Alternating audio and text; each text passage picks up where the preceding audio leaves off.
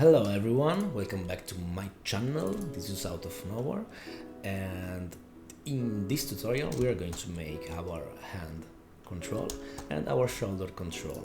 This again is a simple rigging tutorial, very basic, for you to understand all the basic principles behind a complex rig. If you want to follow a more complex rigging tutorial, you can do that by clicking on this link that will appear on your video. Let's start and do some hand controls. Again, for to do controls, I am going to use IK constraints, so it is always a good practice to go into edit mode and create a control bone. I'm going to do that by extruding the tip of our middle finger and extrude that bone on the Y axis. Then again, just select that bone, hit Alt P and clear the parent so it will be free to move. And I also going to make two control bones for my shoulder, extrude on the Y axis and clear the parenting of that bone.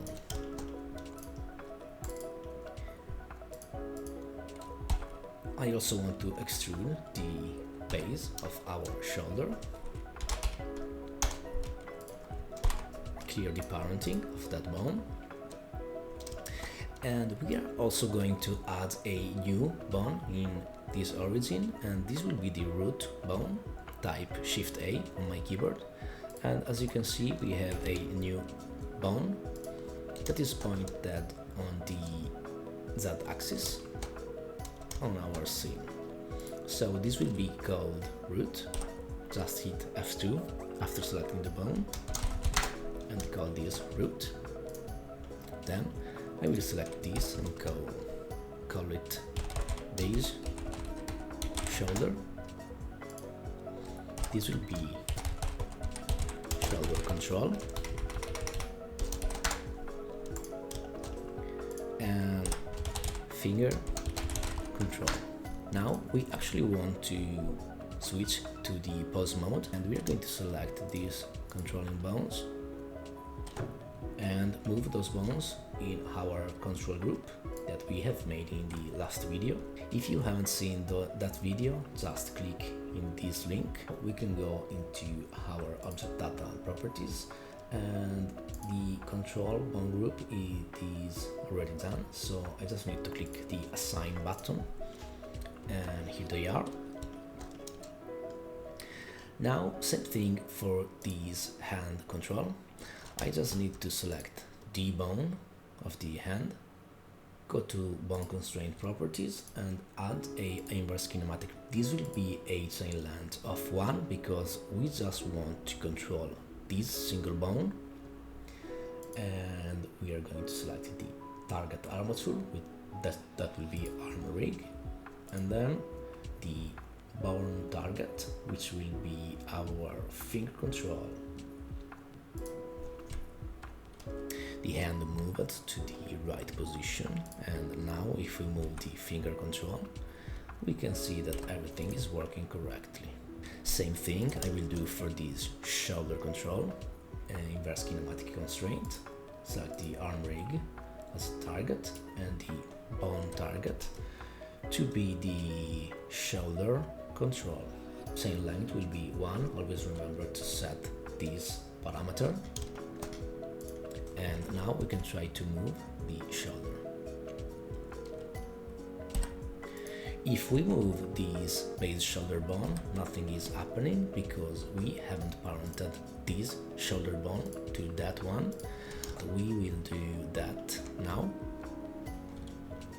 I'm going to hit Tab, and we are going to actually parent some stuff in the right order. So we want the finger control to be also controlled by our hand control, because if we now move our hand control, you can see that the hand is pointing to the finger control, and we don't actually want that. So switch to edit mode, select the finger control, shift select hand control and hit Ctrl P to keep the offset. Then try that again. Now when we move our hand control, our finger control is moving and following that hand control positioning. We can hit Alt G and Alt R to reset our rotation and positioning. And now I also want to connect our hand control to our shoulder control. So first select hand control, then shoulder control and hit Ctrl P and select keep offset. Same thing I want to do for my shoulder and my base shoulder. Select first the shoulder, then the base shoulder, hit Ctrl P on your keyboard and keep offset. Now if we move the base shoulder, this is moving accordingly. Again, I want to connect my shoulder control to my base shoulder, Ctrl P, keep offset, and I also want to connect my base shoulder to my root bone. Hit Ctrl P, keep offset. Lastly, I want to connect my arm pole to my shoulder control. Keep offset. I'm going to show you why I have connected the bones this way. This is actually a fundamental thing to know. You will learn also how to make it quickly. It's just about practice. So now, if you rotate hand control, finger control is connected, but it can also be moved along and positioned. So when we switch to hand control again, we still have the arm positioning enabled. So arm pole is working correctly. Shoulder control is controlling just this shoulder movement, and base shoulder is actually controlling all the arm position. We also have a root bone to move our skeleton around,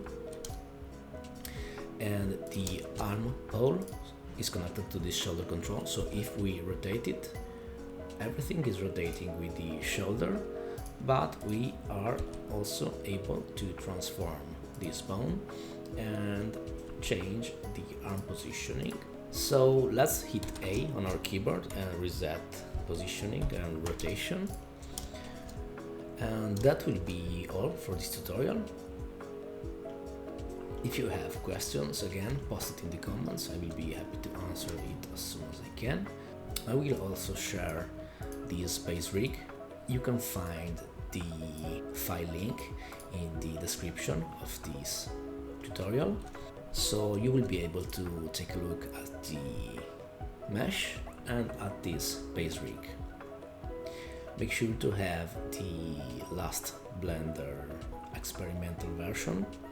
I am using now the 2.92 experimental version. That way you can be sure that everything will work properly. If you want to actually make your hand rotate the way you want, you can also make a ball bone for the end, so you can control that rotation with a controlling bone, or you can just select the bone in the pose mode and hit rotate to rotate that position. So that is your choice. We see each other in the next tutorial. Bye guys.